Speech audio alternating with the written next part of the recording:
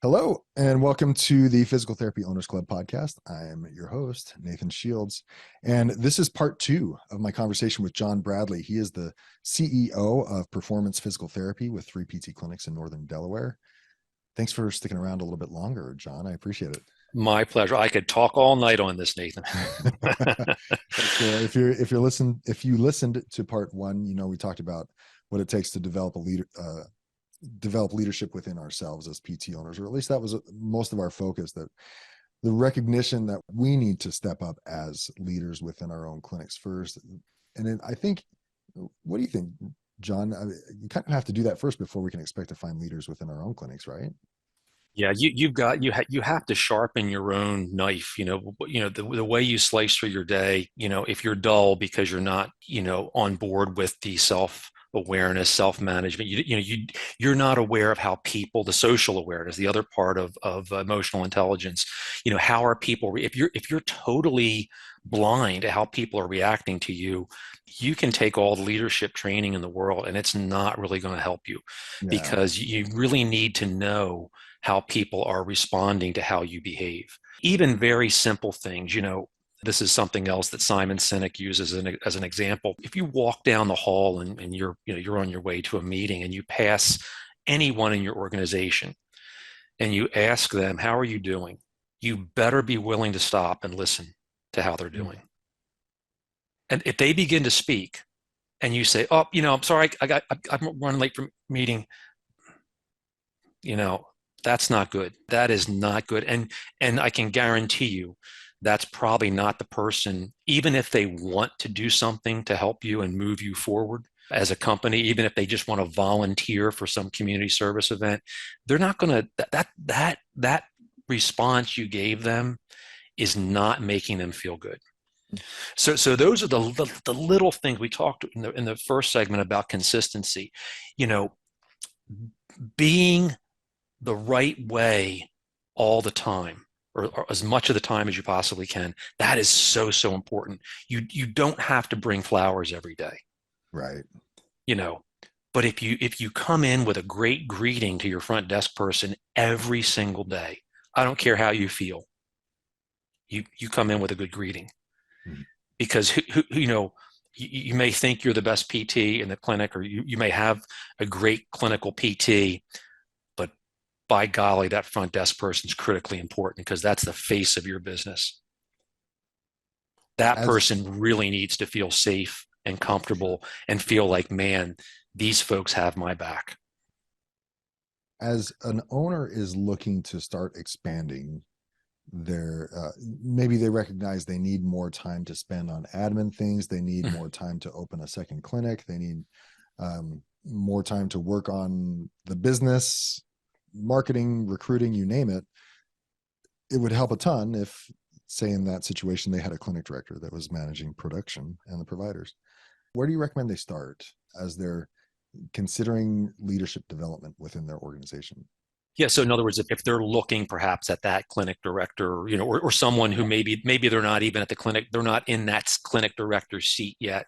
Right. And I think you bring up a very important point, which is, the owner is seeing the need to begin to work more on the business as opposed to in the business. We've all heard that before. I caution owners to be very, very intentional with understanding exactly what you want.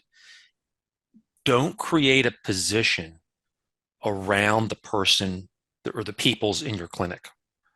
You Yes. create the position needed based on what you need to make that clinic successful. Right. Whether it's you need a marketing director, you need a external physician liaison, you need a clinical excellence director.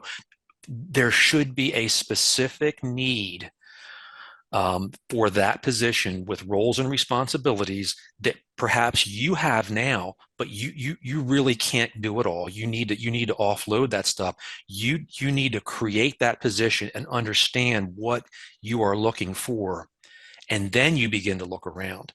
But you don't look at Bob or Jim or Sarah or Sally and think, I wonder what they would be good at. You have to decide first. That's very important, because I can guarantee you, and I've done it. And Steve and I have done this to our detriment. we have looked around and thought, wonder where I can put them. And Mhm. that never works. Mhm. It never works because they go in because you're not clear. You haven't done the footwork to really define for them what is leadership going to look like on a day-to-day basis. What are you holding them accountable for? So I think, hopefully that makes sense to people. Totally. And so once you have a need, your organization, your company needs this seat or that seat, and you begin to look for obviously qualities that would make a person successful in that seat. Honestly, I think the first thing I look for is someone who demonstrates some degree of vulnerability. And what I mean by that is someone who is not afraid to show emotion, to express emotion, because that to me is their heart is coming to the surface. That's a person that I can have a crucial conversation with, because you're going to have a crucial conversation with them at some point. It might not be about anything bad. It might be good stuff, but Right. you want somebody who is demonstrating self-awareness, self-management. They're in control. There's a difference between being vulnerable and being out of control with your emotions. People can be vulnerable by telling you, John, I'm just not comfortable with what I'm seeing done at the front desk. There's just something that's being vulnerable, because that person's taking a risk by Yeah. coming to you. So the people who come to you and they're vulnerable and they're taking a risk by telling the owner, I'm not comfortable with how this is working. I don't think this is the best way to do this. Man, that person goes on my candidate list. Right.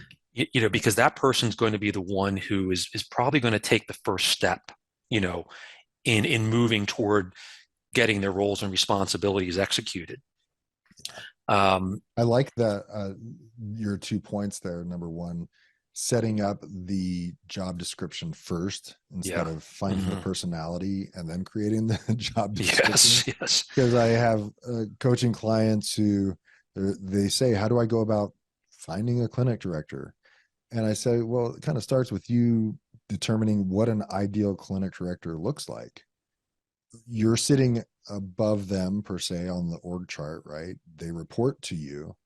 What would you expect out of them, Hmm. ideally, to know that everything that they're doing with the providers in the organization is running completely well? I mean, and that you are confident in everything that they're doing, right?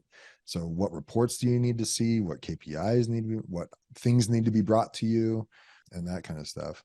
Let's start building that out before we hand over that title to anybody, right?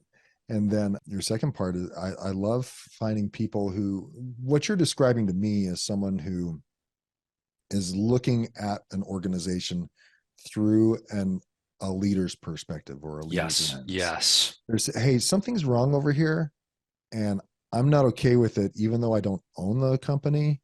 I know it could Hmm. work better. And if they have the gumption to come and talk to the owner about it, then there's a certain level of confidence. Because I think a lot of us might equate highly productive physical therapists with great leadership. Yes. Yeah, we do Those that are all the time. two completely different skill sets, right? Absolutely. Highly productive therapists, you do want your leader to be one of the top producers. I mean, Sure. to Sure. have an underproducing leader is not a good Hmm. idea. Right. Right. Right. They Exactly. need to be able to train your other providers Yes. how to produce. But that skill set in and of itself to be a good clinician is not the same as being a good leader.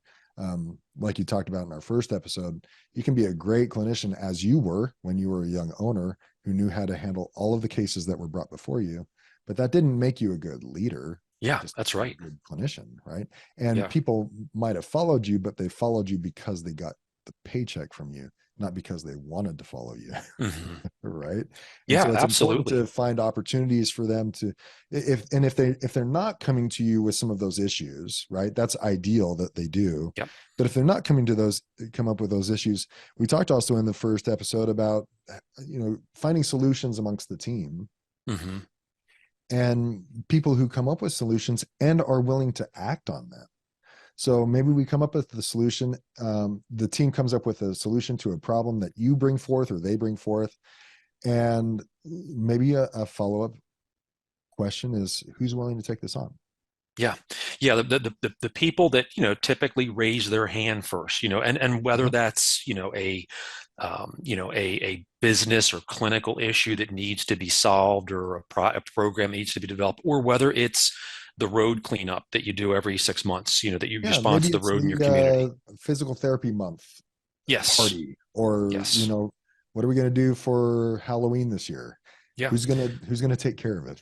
Yeah. Right? And, Maybe and that's I can think of, so many examples of people who were always the first ones to step up, and how they really, almost to a person, did very well, as they matriculated into positions that were available in the company.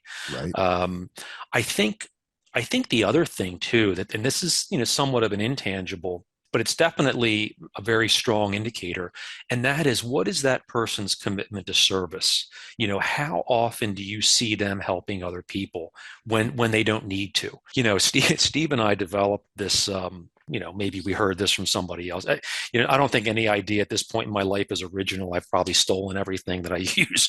We had a tactic when we were interviewing, particularly our support staff, so our techs and even some of our front desk people, where when they were being interviewed, and we may not have been the one interviewing, but the manager who was interviewing them would be conducting the interview in a room, just the two of them, and they would have prearranged for another staff member to need to interrupt the interview to bring something into the room. And that person would knock on the door, and the manager would open the door, and they'd say, "Oh, I'm sorry, can I just need to bring this in, I'll be right out of your way." And they were carrying like a huge stack of books, Hmm. and they would purposely let a couple of the books fall right in front of the candidate sitting there, Hmm. and we would see if the candidate would get up to help pick them up Hmm. spontaneously. Right. Right. And some did and some didn't. And I would say that generally the people who just impulsively jumped up to help, they were really good.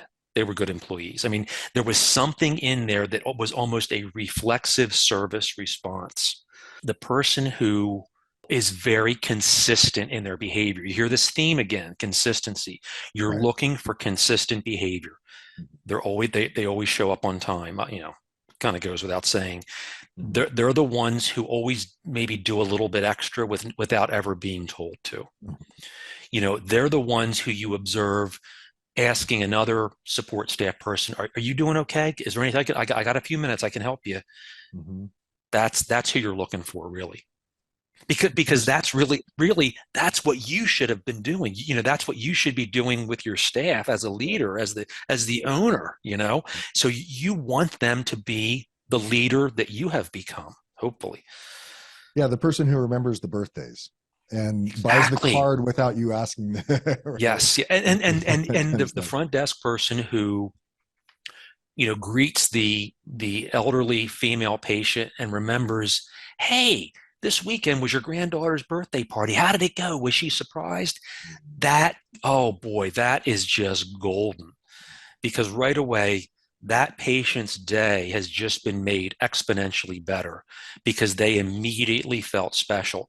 And I can guarantee you, and I am not, I have no qualms about saying this, most medical providers, the front desks are not going to do that. No, no, that's true. As you're building out this ideal, just to go back to this a second, the Yeah. ideal candidate for a leadership position in your company, were you guys? This is something I harp on a lot, so I'm just curious how you guys did it. But we very much became a value based hire, fire, promote company, and so our values, those who were going to be in leadership needed to, number one, know our values, exhibit our values, and probably lived those values within our organization for a period of time before they were eligible for some kind of leadership or integration into our leadership development program, and especially to take on some kind of promotion. How did you integrate values into some of these decisions of leadership? Yeah, I mean, the core values underscore everything. If they are having challenges acting through the core values, they're probably not a candidate, because a lot of that stuff is, I hate to say it's not teachable, but to some extent it's not teachable. One of our core values is treating others like family. And I always footnote that family you like. Um, but if someone is just continually flat, and this is just check in and check out, it's hard for me to, I can't make somebody smile. Mm. So I mean, there's an example of, you're going to have to work with a large number of people who all have different backgrounds and perspectives. That's a core value that's really, really important. I really stress core values in my coaching relationships. And it doesn't carry a lot of weight when you're a small practice. But I'm sure you've noticed this as well, as you expand into more and more providers, and especially other locations, if you're going to want to carry on a culture that's beyond you and Steve and your partner, especially, that's there when you're not present, that's when the necessity of values plays into things. Like if you're looking for leadership and you haven't, number one, expressed your values, written it down, trained it into your team on a regular basis, go back and listen to my podcast with Will Humphreys about the power of meetings and how we use meetings as opportunities to drill our core values over and over again and explain what they are and how they were lived within our company. That starts breeding a culture, and it's a long game of developing that culture, but that culture starts filtering out the people who aren't aligned and attracting the people who are aligned. Yes, Really correct. easy then to start building leaders from a culture of very aligned people from their core values. And we really emphasize that, with the management team is more directly responsible for hiring in those divisions, whether it's the front desk person or a support person, or it's our clinical division, our ops division, where the process of, you know uh, understanding and evaluating a candidate who's coming into the company, there's the interview, there's the phone interview, there's the in-person interview, and then they have to shadow Yeah. for, at least half a day in that position with a seasoned, trusted manager who, man, that manager lives and breathes the core values. And very frequently we get the thumbs up or down from that manager, because they're going to expose any weaknesses, or they will highlight for us, this is a really good candidate here. I have to iterate that we had the exact same hiring Yeah. process. Yeah. It was a short phone interview and then an in-person interview, and I think a lot of people miss this, and it's a great opportunity, but to shadow is, Absolutely. and especially if it's a shadow with someone besides the owner.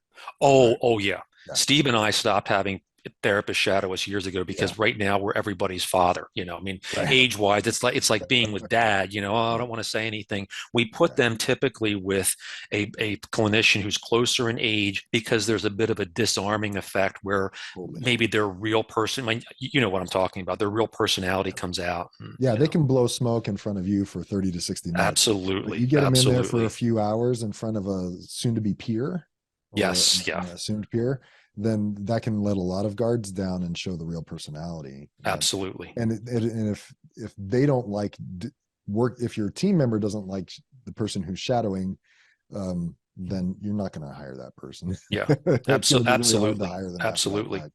Yeah, I get it. Yeah. So, do you have a leadership program per se for people who want to be leaders in the future in your organization? I would say, to be very honest, I don't think we have a defined in a book, or on a drive. Here's the leadership program. Mm. Each of the leadership team members who sit in the major components, the sales and marketing, our finance division, our ops division, as you look at the organizational chart and the accountability chart underneath of those people, each of those people who sits in those subdivisions, they really understand crucial conversations, emotional intelligence, because we require them to read that, and we talk Oh, about that's part that. of a leadership Yeah, program. yeah, Just yeah. reading So, those books. there's a recipe. Everybody reads crucial conversations. Everybody reads emotional intelligence, because those fundamental skills, which again, they permeate through all types of leadership training, they're going to need them.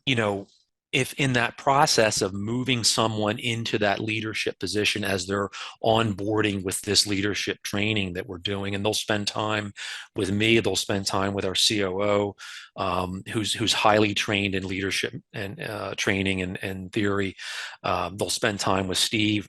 If we just feel it's not the right fit, we do not go any further. Like, we are Right. not going to push this person into a place that they really don't belong, because I've done that. I Yep. I have taken Yes. the high producing PT and made him a clinic manager. Not a good thing. It wasn't good for us. It wasn't good for them. And to be totally honest, to show you the fruits of that, those people they transitioned out, not because I was trying to get them. They just it it was so uncomfortable for them, because I forced something that wasn't going to happen. So our leadership team and our managers are looking for these qualities that we just discussed, Mhm. and then they take that up to their upline structure and say, hey, I think somebody could really make, I know we have a seat open. They're not trying to fit somebody to a seat. They know, I know we're looking for a new front desk person, and I'm thinking that this tech might actually be really good as a front desk person. Yeah. They know that. So we Um, do have that identification, that surveillance, and it's going on all the time. The other thing we do too, and Nathan, I'm sure you probably encourage this, is every employee, regardless of their position in the company, has a quarterly informal conversation with their immediate manager. okay. It's not talking about your measurables. That's done on a more annual basis. Right. It's, how are things going? Like, are you happy here? Like, do you feel like you have everything you need to be successful in your job? Is there anything that you think could be different about your job? What would make your job easy? And we ask these sort of open-ended questions and get them to just open up. We find some leaders in those conversations. Two questions, and I hope I remember the second one after I asked the first one. But the first one is, Sure. what do you tell owners who might tell you, you mean I'm going to bring two providers off of the floor to have this conversation on a quarterly basis? How do I justify 2 hours of Oh, I mean, production? our yeah. First of all, our quarterly conversations, because you're having them every 3 months, it's at the most 20 minutes. It's a very informal. It's coffee talk. It's like, Yeah. hey, let's just we'll block out this slot. Let's just go hang out in the break room. Nobody Mm. else there, and we just sort of have a little open, friendly conversation. And so The it sounds like it's like, how are you doing? What is wanted? What is needed? Yep, And yeah, hey, FYI, this is what I could get from you, yeah. kind of thing. Kind of And like and the that. other thing too is, and this is something that's kind of, I guess it's a very, very early segue into leadership. And that is, when we bring a new clinician on, and I'm going to use the example of a new grad, we have a very regimented mentoring program. They meet with their clinical supervisor once a week for 40 minutes every week. That time is sacred. It Yes. can Should never be. be overscheduled. Whether it's a new And grad or a seasoned PT. oh yeah, they're typically all APTA certified clinical instructors. That's their mentor, or an OCS, for Okay. the one orthopedic practice. So it's someone who's they've got the experience under their belt.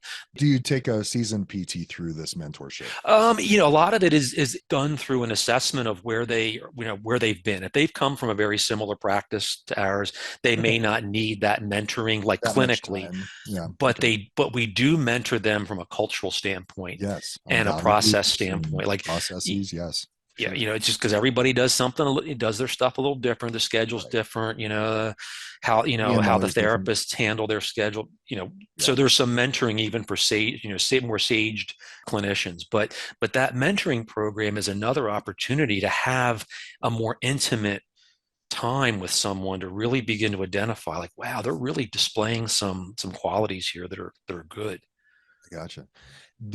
So the second question that I have, I did remember, was how do you approach the conversation about potential leadership in your organization? It seems like a real, like a natural thing that you would need to do next. But, I have some clients that they have someone in mind who'd be a great clinic director, yet they haven't had a conversation with that person about leadership in their organization yet. Hmm. And they're having these conversations about this person being clinic director, yet they just haven't had that conversation with the person to see, do they want it? Do they think they're ready for it? Hmm. So what are your next steps? I'm assuming it's that. Yeah, I mean, certainly, and we're going to, my answer to this question is going to presume that that clinic owner has the defined roles and responsibilities, the measurables all laid out already for what that seat Okay. is, Yes. so that person says, "Hey, man, I am all in. I would love to have that seat." Okay, that clinic owner can then produce. Okay, this is just to let you know. Here's your first bit of reading. Let's talk about. These are the measurables. This is what we expect. That's all assumed. I really think that there is tremendous value in spending one-on-one time with the owner, and that is something that Steve and I did not do enough of, even when we really weren't, we were certainly far from being even acceptable leaders in our behavior. We figured, they seem to have all the qualities. Boom, okay, see you later. Let me know how it goes. We didn't have this connectedness. And I think part of that is it breached safety. They just didn't feel like we were behind them. And so I think you made a comment earlier. People who view the operations, whatever part of the business it is, they view those operations and functions like an owner. I think when someone spends time with an owner and you talk about stuff, Mhm. how you think about things, Yeah. I've even, and I don't do this anymore because our structure is built out now, but I used to spend time with a front desk person. I'd hang out with them at the front desk and I'd watch how they would greet people. And, if I saw something that, I thought needed improvement or addressing in a very respectful way when no one else is around, I'd say, you know what? My job is to make you look good. And I just want to give you some feedback on how you could look better. And we would kind of role play maybe what had just happened. That level of, is it a lot of time for me? Yes. But man, if it means a satisfied patient who's going to refer their spouse or their neighbor because they had a great experience with that front desk person, it's time well spent. I'll do that every day. But now we have, managers at the frontline level who are doing that. And so I think, once you identify that person, once they know what's expected of them, they really need to spend time with someone who's been in those shoes, Mhm. whether it's another clinic manager, Mhm. whether it's the owner. I think that, or, our current COO who heads our ops division, she's a clinician. She's only been practicing for 7 years, but she's the COO. Wow. And she spent 18 months mentoring with me. Nice. Now, I'm not going to sit here and say that that's why she's the COO. She hung out with John Bradley for 8. No, it's I followed a very regimented structure of onboarding where I was dialoguing with her on a personal level and a professional level every single day. Wow. And, she needed to see me vulnerable. Mhm. When I can be vulnerable with her, that increases safety. That increases trust. Now I don't have to worry if she has anything that's bothering her. She's going to let me know. I'm not going to find out about it after the fact because she feels that business is like her business. It's one thing we didn't talk about in our first part, about being a good leader. Mhm. And part of that is vulnerability, saying, hey, I messed up back there and I Oh yeah. apologize. This is what we're going to do different. Or letting them behind the scenes a little bit and saying, I'm not sure what to do. I have no clue. Being vulnerable, like you aren't the perfect leader at all times and in all places, right? They know that, but for you to be self aware and to express that to somebody goes a long way in them developing trust in you, I believe. it really speaks to that ingredient that I think is missing. And we talked about this in the first segment from a cultural, a modern current cultural trend, which is to me this scarcity of humility. Mm-hmm. It's humility isn't, you're beating yourself with a stick. Oh, I'm no good. Humility is you let others speak first. You share your your vulnerability with them. Mm-hmm. You eat last. You show them that you really are committed to doing whatever you can to help them. That your presence there is to move them forward. It's to help them move forward. If you don't do that, then you're going to be an owner who's going to still be probably the one cleaning the bathrooms, and Yep. because you're going to have attrition, you're going to have people leaving, Right. and you're never going to get ahead. You're never going to get to that point where I can't speak for every PT owner, but my goal as an owner would to not have to be there physically every Right. day Yep. to make sure, is this getting done, is that getting done, did she do, that's not why I want to be an owner. I want to be an owner because I want to have a team of people who I know if the beer truck runs me over tomorrow, then that company is going to keep on going, because Right. that's really my success as an owner leader is not what I've done. It's what the people around me are doing. Mm-hmm. Mm-hmm. Mm-hmm. You know, my value is really through them. It's not me. I want to be able to disappear if necessary, and they're fine. They're going along. Yeah, and I think a valuable thing that gets overlooked, or maybe most owners just don't know what that looks like, is the onboarding process, like you laid Yeah. out. And you can do this any number of different ways in terms of onboarding. Hmm. We would actually spend a full day or two just going over the employee handbook and our values and systems before they even touch the floor, right? Yeah, Uh, absolutely. and that's just to get them into their positions. But we should have that same level of expectation regarding onboarding, especially for our leaders. Number one, you can't expect that they are good leaders. Number two, you can't expect that they are, even if they are good leaders, if they are good leaders within your organization, Hmm. right? Like you said, I think there needs to be some mirroring, there needs to be some shadowing, there needs to be a lot of instruction. And what helped us a lot was to move that person into that position, not with the title, but of the title and on the end of it in training. So Hmm. Hmm. this really helped us get our minds, and I think our team's minds, around where that person was headed, such that we could say, hey, we would announce this is our clinic director in training. And Hmm. there's no timeline for that training to happen. As soon as they have shown competence and successful abilities to take on the responsibilities of whatever that job description entails, then we would take off the training part, right? But it's an onboarding procedure that I think we part of our leadership development programs should include, is to include what does that onboarding look like, and what tasks can you start offloading to them gradually over time, and them doing it and recognizing that they're doing so competently. How far do they have to get? What do they have to do? How far down the checklist of job description items do they need to get before Right, you actually right. take off that last moniker and give them the full title?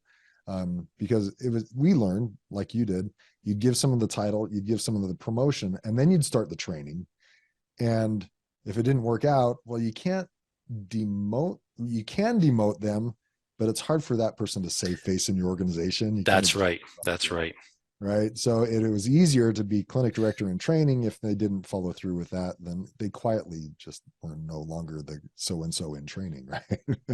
And they just And went back to, yeah, absolutely. I think the style of that onboarding, how that's executed is so important. And I think the conversations that are had during the onboarding process are really important. I think if you as the owner are doing the onboarding for someone in a higher level leadership position, it might be a COO or a clinic manager. right, It is so easy, and I think you'd agree with this. It's so easy to give them the answers to things. right, Is it's just you've done it like breathing, and that's where the real discipline in letting someone I hate to say let them fall a little bit, but yeah, you do. I mean, you Sure. have to let them, solve some things on their own, make a few mistakes.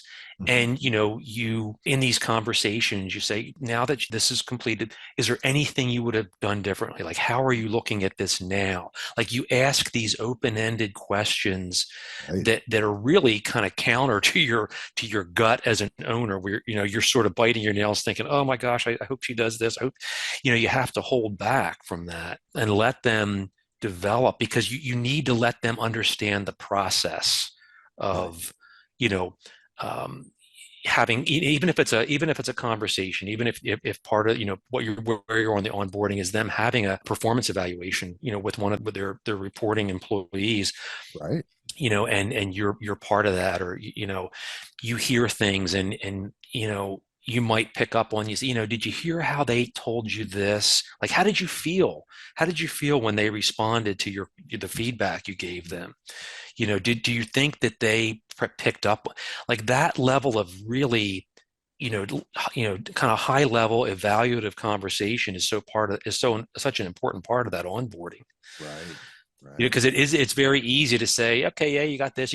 Oh yeah, I know you can do this. Yeah, that's, you got to let them really go through those steps. I know you do presentations with students, PT students specifically about leadership.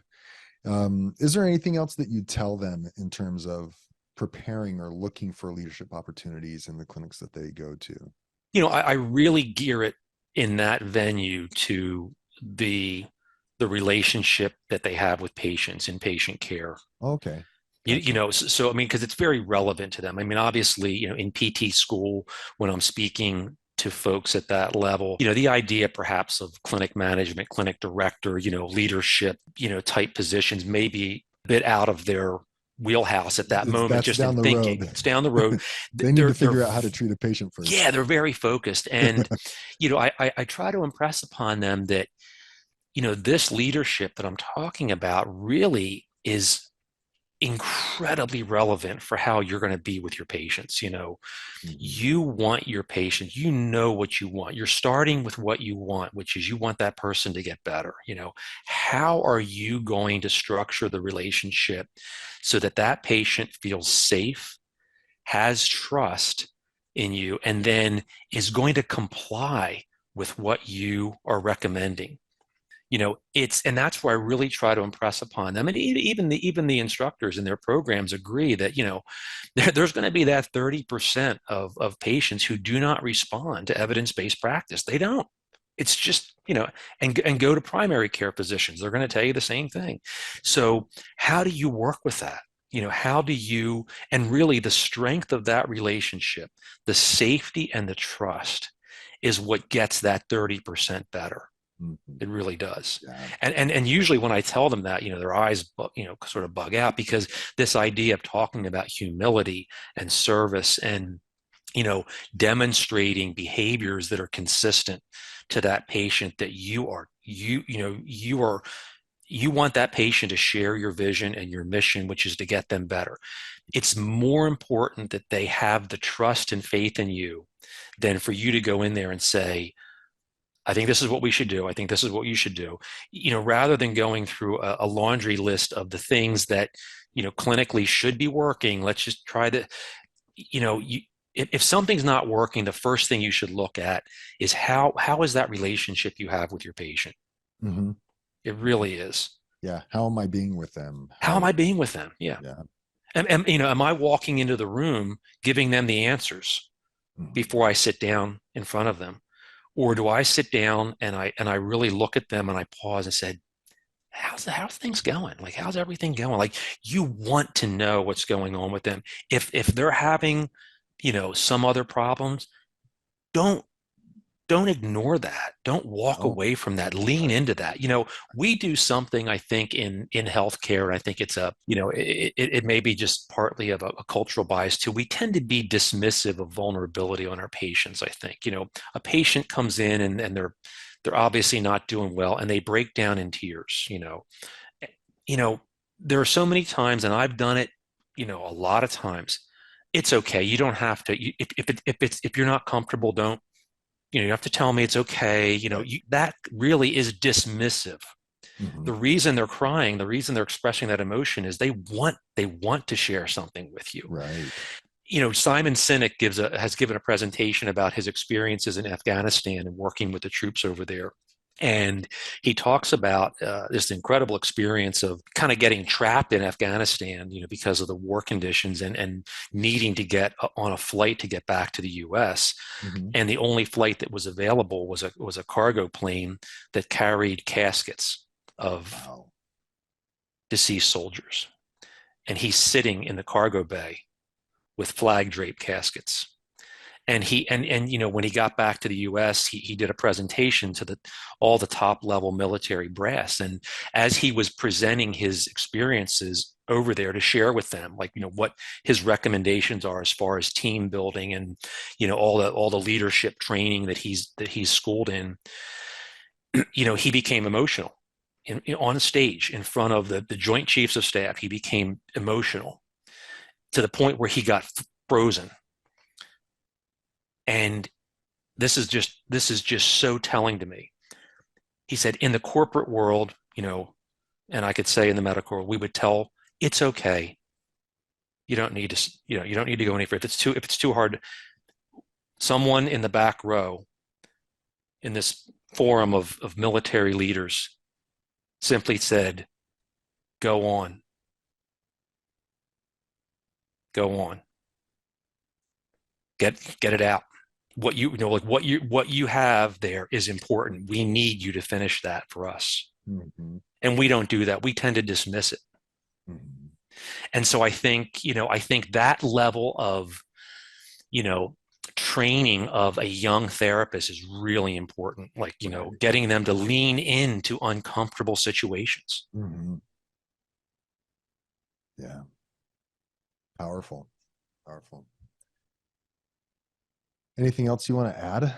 And we covered a lot of stuff in 2 hours, Yeah, dude. I know. I mean, this is such a broad topic, and Right. it's, the my goal in really talking about this is trying to focus on some really key elements as owners that I think would make us more successful in building a leadership structure within our organizations, identifying leaders. And you said it, Nathan, a number of times. It begins with us. It really does. If you don't buy into the self-awareness, the self-management, you can work for months on developing a leadership training program. If you don't exhibit the qualities of service and humility and holding the door for people and being consistent, it's not going to work. You are wasting your time. You're going to You've have a got to, turnstile.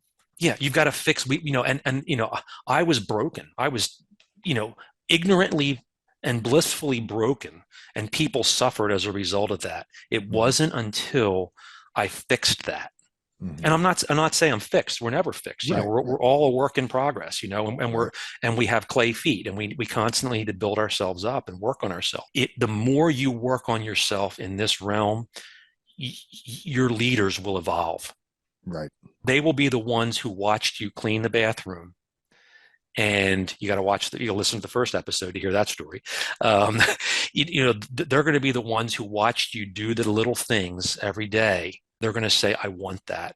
They'll be attracted to you. Yes. Yeah. Yeah.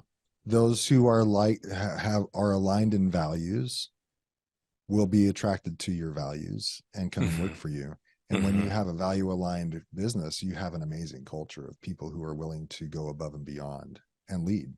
And Absolutely. that's really our responsibility as leaders, is to provide a foundation for other people to be successful. Right? And it just That's it. doesn't happen out of thin air. That's It it. takes some dedicated intentional effort. Absolutely. And it's hard. It is hard. This is not like, you know, increasing your plan of care frequency, or, your visits per whatever. This is hard stuff, because you're talking about knowing yourself and being willing to change when you need to. Right. Right. Well, thanks again for taking the time. I really Oh, this was appreciate you great. I sticking love it. around My and pleasure. work talking with me for a couple of episodes here. If people wanted to get in touch with you, how do they do that, John? Yep. The best thing is through email, jbradley, JBradley, at PPT, as in Performance Physical Therapy, PPT andfitness.com. And I'm also on LinkedIn. You can find me there. Right. Great. Thanks again, man. I appreciate it. Nathan, wonderful. Thanks for the opportunity.